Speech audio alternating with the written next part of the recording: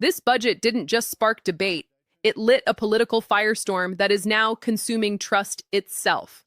Promises made before the election are now being dragged back into the spotlight and ripped apart line by line. And what happens next inside Parliament doesn't calm the storm. It makes it worse.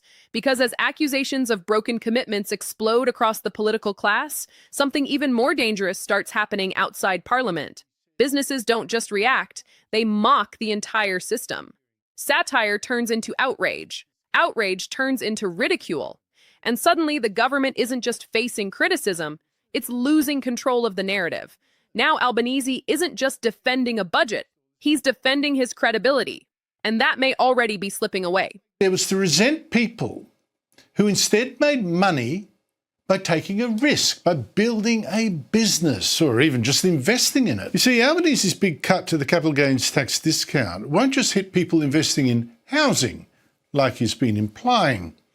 It also hits people who invest in shares or sell a business that they created or built up into something big. Now, to Albanese...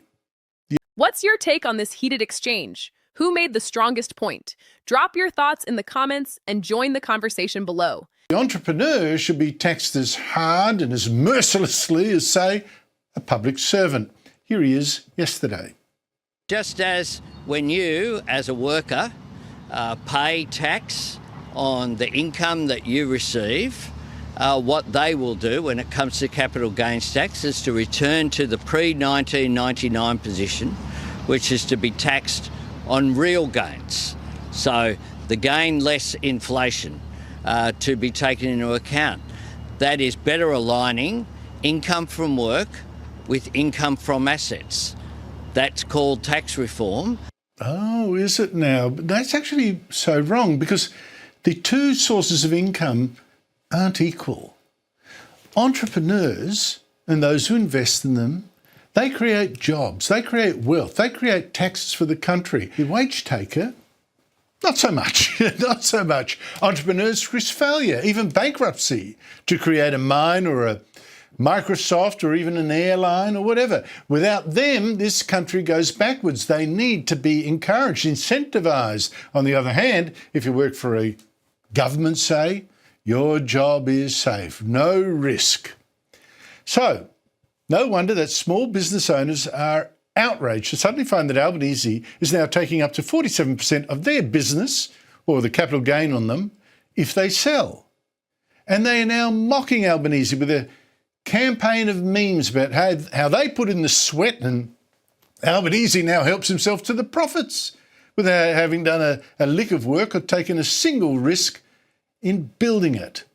Asset Landscapes, for instance, says it's excited to announce the winner of its Employee of the Month for May is Albo. Albo has come in hard and strong, rolled up his sleeves, it said, pushed hard, and has also come on board and taken a 47% equity in the business.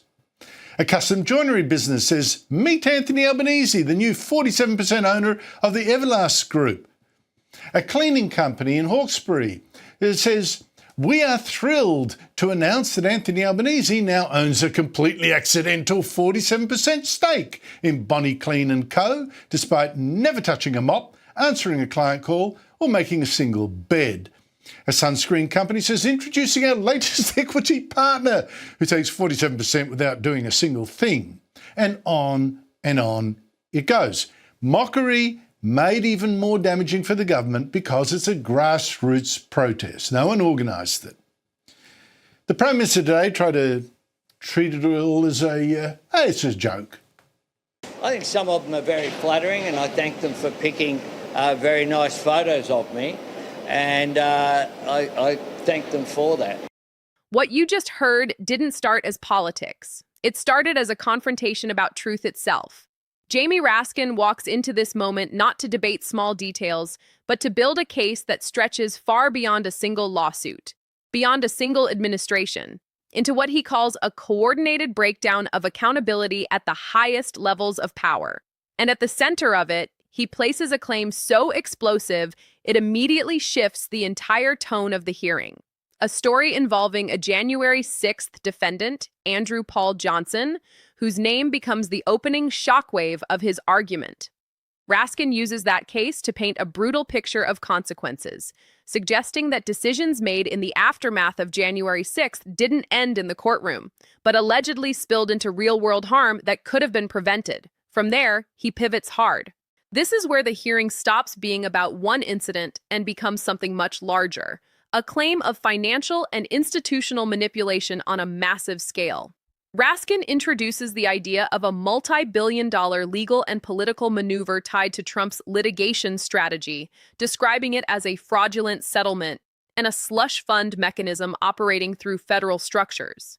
And the language gets sharper. He argues that this isn't just a legal disagreement, it's a constitutional violation, pointing directly to Congress's exclusive power over federal spending.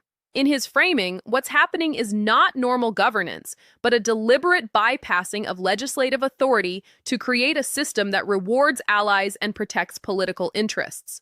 Then comes the escalation. Raskin connects it all back to January 6th, invoking the Constitution itself, specifically the principle that insurrection-linked claims cannot be honored by the United States. This is where the argument transforms from accusation into moral and legal finality. In his view, there is no ambiguity left, only illegality and consequence. And finally, he moves for action. Subpoenas, accountability, investigation. Not as suggestions, but as demands. Because in his framing, this is no longer a policy dispute. It is a structural test of whether American institutions are being used for justice or being reshaped into instruments of political repayment. And whether you agree with him or not, that is the tension he leaves hanging in the room.